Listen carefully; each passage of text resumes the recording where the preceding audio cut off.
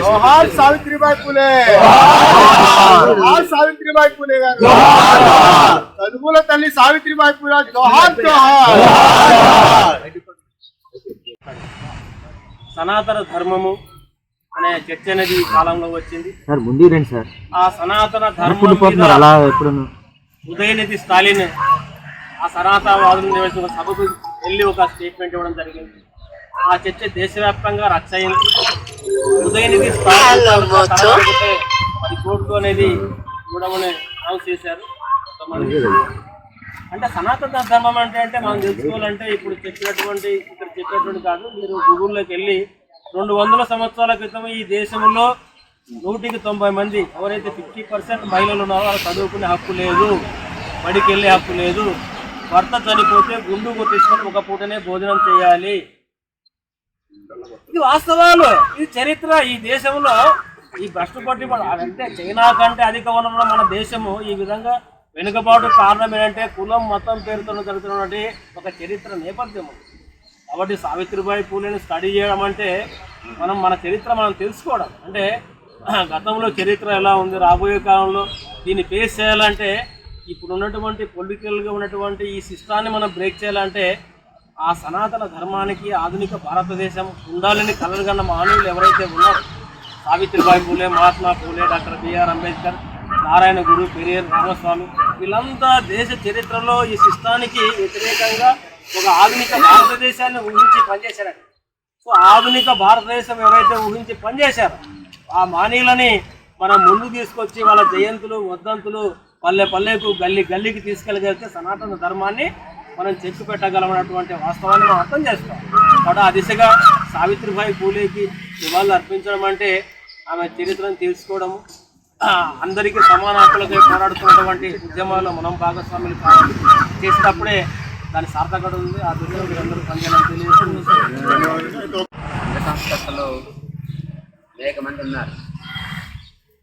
రకరకాల విషయాల్లో వాళ్ళు ఈ సంఘాన్ని సంస్కరించాలని చెప్పేసి, ప్రజలను చైతన్యపరచాలని చెప్పేసి వాళ్ళు కంకణం కట్టుకొని పనిచేస్తారు. కానీ ఈ రోజుకి కూడా అనేక మంది యొక్క జీవితాలు వాళ్ళ చరిత్రలు అనేది బయటకు వచ్చిన పరిస్థితి అనేది లేదు.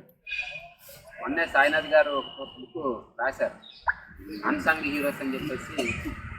అంటే ఇప్పుడు వరకు కూడా ఏదో స్వతంత్ర పోరాటంలో ఎవరు పాల్గొన్నారు ఏంటి అనే దాని మీద ఏదో వచ్చినటువంటి పేర్లే కాకుండా అనేక మంది మరుగున పడిపోయినటువంటి వాళ్ళ చరిత్రను బయటికి తీసేసి ఆయన ఒక పెద్ద పుస్తకం రాశారు. సంచలనం సృష్టించింది. ఇంతమంది ఇన్ని రకాలుగా ఉన్నారా అని చెప్పేసి. అంటే వీళ్ళందరితో పోల్చుకున్నప్పుడు సావిత్రిబాయి పూలే కానివ్వండి, జ్యోతిరావు పూలే కానివ్వండి, వాళ్ళు చేసినటువంటి వాళ్ళు చిన్నతనంలోనే ఆ పరిపక్వత సంపాదించి సమాజాన్ని మార్చాలని చెప్పేసి వాళ్ళు చేసినట్టు కృషి అన్నది తప్పనిసరిగా అందరికీ తెలియాల్సిన అవసరం ఉంది. ఇప్పుడు సంఘంలో మొత్తం బస్సుపట్టి పరిస్థితుల్లో కూడా ఈ సంస్కరణ అన్నది ముందుకు తీసుకురావాల్సిన అవసరం అన్నది ఉంది.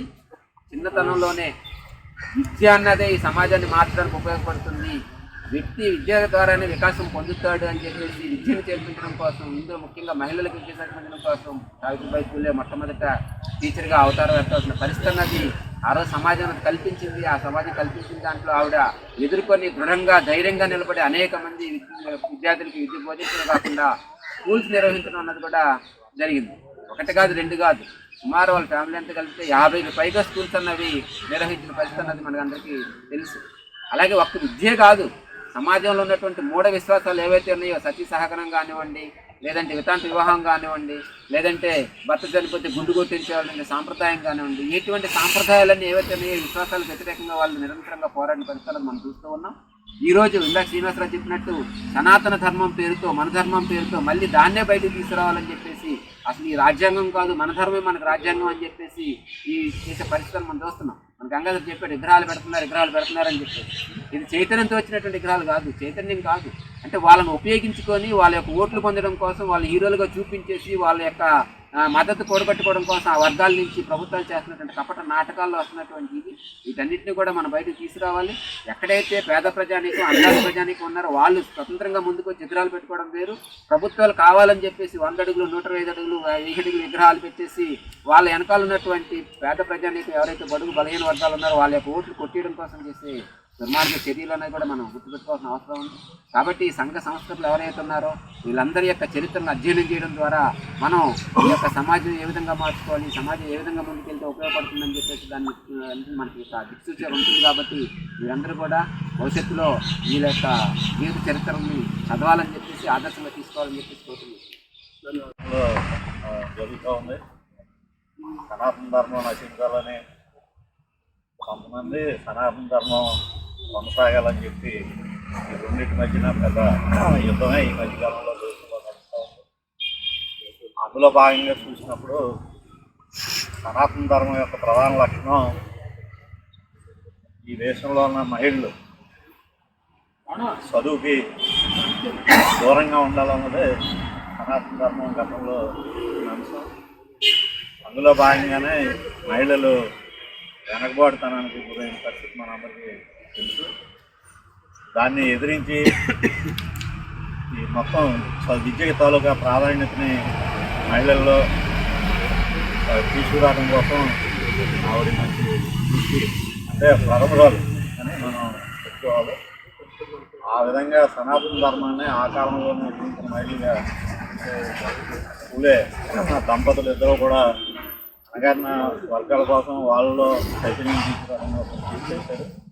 వాళ్ళకి ఈ సందర్భంగా నివాళులు అర్పిస్తూ 1800 సంవత్సరంలో ఆడపిల్లలకి చదువు ఎందుకు అనుకున్న రోజుల్లో పూలే గారి భార్య కూడా ఆడపిల్లలకి విద్య ఉంటేనే దేశము కుటుంబం బాగుపడుతుందని ఆ గ్రామంలో పెత్తందారులందరూ ఈవిని వెలేసినా సరే పిల్లల్ని ఒక సొంతంగా కొంత డబ్బులతోటి బడి నడిపి స్త్రీ విద్యకి పునాదేసిన మహాత్మురాలు పూలే గారు, సావిత్రిబాయి పూలే గారు. అలాంటి సంస్కరణ జరుపుకోవడం మనందరికీ చాలా సంతోషకరం.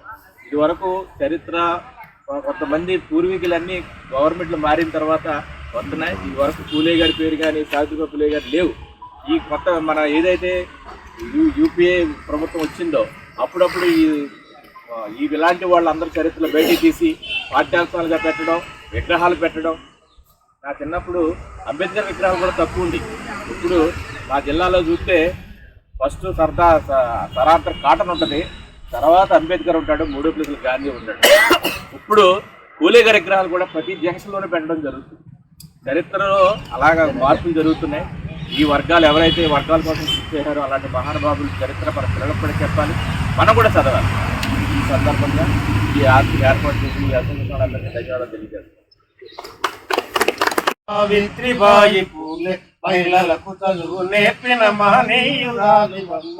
నీ త్యాగం మేము మరువము సావిత్రిబాయి పూలే, నీ పోరు బాట విడువము సావిత్రిబాయి పూలే.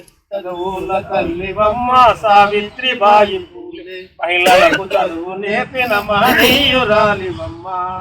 అంబేద్కర్ పూలేలా పుట్టిన మహారాష్ట్ర సాతార జిల్లాలోన నైజాం గ్రామమందు జనవరి 3 నాడు నీ జన్మదినము తల్లి.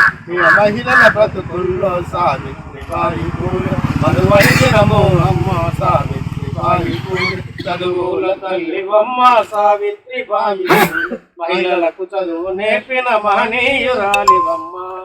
అడుగడుగున ఆడోళ్ళ అణిచి వేత చూసి ఆడబిడ్డలైన మాకు చదువెందుకు అక్షరాలు నేర్వకుండా జ్ఞానాన్ని ఎంచమమ్మ.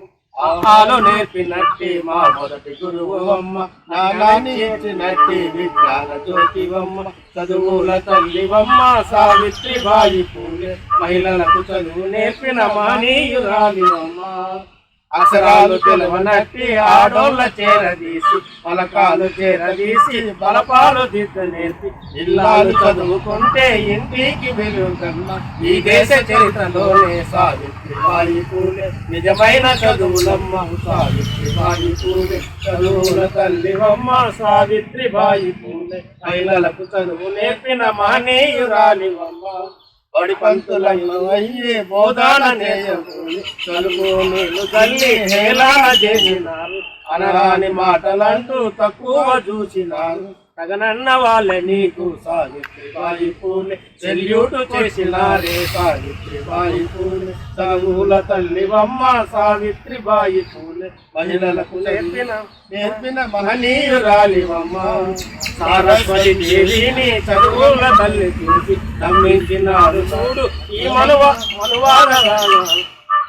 మనువాద వాసనాలు తప్పుడు చరిత చెప్పి అసలైన చరిత దాచి అగ్రవర్ణ కుట్రలోనే సావిత్రిబాయి పూలే మన చరితను దాచిండ్రే సావిత్రిబాయి పూలే చదువుల తల్లివమ్మ సావిత్రిబాయి పూలే మహిళలకు చదువు నేర్పిన మహనీయురాలివమ్మ చదివేటి పుస్తకాల్లో రాసేటి రాతల్లో ఉద్యోగ జీవితాల్లో ఉద్యమాల బ్రతుకులలో ఈ చరితను బోధించ చరిత్రను సూచించ ఈ ఆశయ సాధనకై సావిత్రిబాయి పూలే ఐక్యంగా కదులుతున్నాం సావిత్రిబాయి పూలే చదువుల తల్లివమ్మ సావిత్రిబాయి పూలే మహిళలకు చదువు నేర్పిన మహనీయురాలివమ్మ నీ త్యాగం మే మరువము సావిత్రిబాయి పూలే నీ పోరుబాట విడువము సావిత్రిబాయి పూలే చదువుల తల్లివమ్మ సావిత్రిబాయి పూలే.